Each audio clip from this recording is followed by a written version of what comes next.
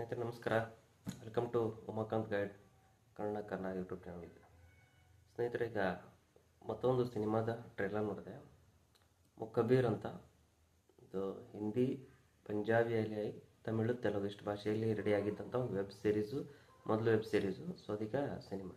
ನಿಮಗೆಲ್ಲ ಗೊತ್ತೇ ಇರುತ್ತೆ, Zee5 ಹಿಂದಿ ಚಾನಲ್ Zee5 ಇದೆಯಲ್ಲ, ಅಲ್ಲಿ 2022 ಏಪ್ರಿಲಲ್ಲಿ ಪ್ರಸಾರ ಆಗ್ತಿದ್ದಂಥ ಒಂದು ವೆಬ್ ಸೀರೀಸ್. ಅದು 8 ಎಪಿಸೋಡ್ ಆಗಿದೆ. ಸೊ ಅದನ್ನೀಗ ಮೂವಿ ಮಾಡ್ತಿದ್ದಾರೆ. ಅದೇ ಈಗ ಟ್ರೈಲರ್ನ ರಿಲೀಸ್ ಮಾಡಿದ್ದಾರೆ ಅವರು. ಸೊ ಅದನ್ನು ಟ್ರೈಲರ್ ನೋಡ್ಕೊಂಡು ಅದ್ರ ಬಗ್ಗೆ ಮಾತಾಡಬೇಕಂತ ಅನಿಸ್ತು. ಸಿನಿಮಾದ ಹೆಸರು ಮುಕಬೀರ್ ಅಂತ. ಸೊ ಇದೇನೈತೆ, ನಮ್ಮ ಭಾರತೀಯ ಇಂಟೆಲಿಜೆಂಟ್ ಬ್ಯೂರೋ ಇದೆಯಲ್ಲ, ಅದರದ ಜಾಯಿಂಟ್ ಡೈರೆಕ್ಟರ್, ಜಂಟಿ ನಿರ್ದೇಶಕರಾಗಿದ್ದಂಥ ಮಲಾಯ್ ಧಾರಾಸಿಂಗ್ ಧಾರ್ ಅಂತ. ಸೊ ಅವ್ರು ಬರೆದಿದ್ದಂಥ ಒಂದು ಪುಸ್ತಕ ಅಂತ, mission to Pakistan and intelligent bureau ಅಂತ, ಆ್ಯನ್ ಇಂಟೆಲಿಜೆಂಟ್ ಇನ್ವೆಸ್ಟಿಗೇಷನ್ ಅಂಡ್.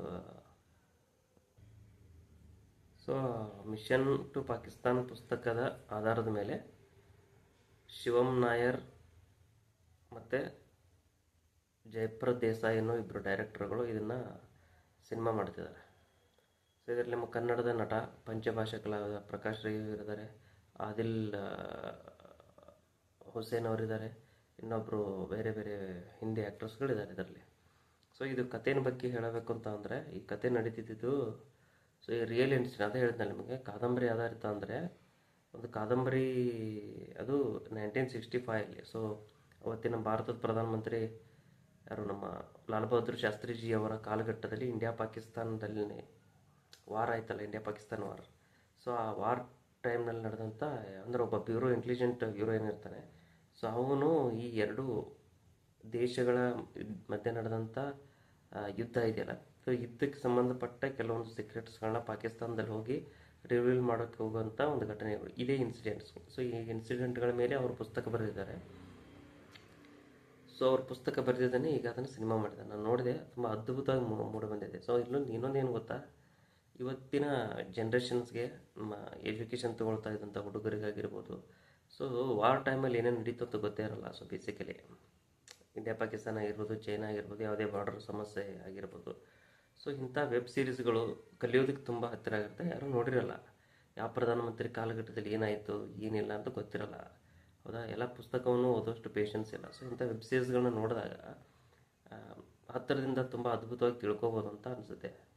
ಅದೊಂದು ಮುಖ್ಯ ಯೂಸ್ ಆಗುತ್ತೆ. ಈ ವೆಬ್ ಸೀರೀಸ್ಗಳು ತುಂಬ ನೈಜವಾಗಿ ಮೂಡಿ ಬಂದಿದೆ. ಈಗ ಇದು ಬರ್ತಾ ಇದೆ, ಈಗ ಅದು ಕೆಲವೇ ದಿವಸಗಳಲ್ಲಿ ಸಿನಿಮಾ ಆಗಿದೆ ಅದೀಗ. ಸೊ ಸಿನಿಮಾನ ನೋಡಿ ಅಂತ ಹೇಳ್ತೀನಿ. ವಿಜುವಲ್ಸ್ಗಳು, ಅದು ಕ್ಯಾಮ್ರಾ ವರ್ಕ್ ಆಗಿರ್ಬೋದು, ಯಾವುದೂ ಅಲ್ಲಿ ನಮಗೆ ಬೋರಿಂಗ್ ಅಂತ ಅನಿಸಲ್ಲ. ಮತ್ತು ಅದ್ರ ಮಧ್ಯೆ ಒಂದು ಸಣ್ಣ ಲವ್ ಸ್ಟೋರಿ ಇಟ್ಟಿದ್ದಾರೆ ಡೈರೆಕ್ಟ್ರು.